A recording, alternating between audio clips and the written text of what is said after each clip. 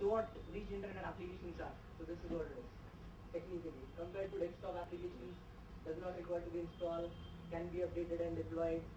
Once it has to be done and all the clients which are accessing it, the different changes are repeated. You don't have to go and install it everywhere.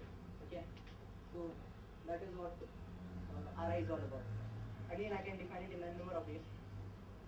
By definition, contained in rich experience of desktop applications plus broad reach of website. This is what another way of by which I can define it. Okay.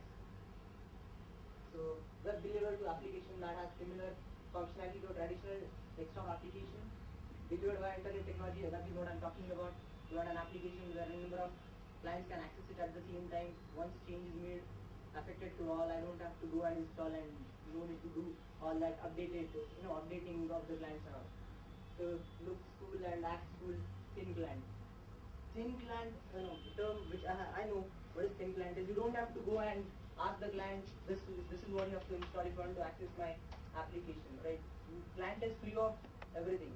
Client will just have a web browser, for example, and client can access my application. Whatever changes I'll be doing on the server side. Client is free of everything. Okay, and that is what we want. I'm sorry to interrupt, but that is where the connection with the cloud computing and our technologies comes in. I mean, yes. We have all of those services available, but then we need not mainly use it. Right. Absolutely. We have less load on our local system. And that is what we want. Okay. So, turning bad applications into slimmer ones. That is what we want.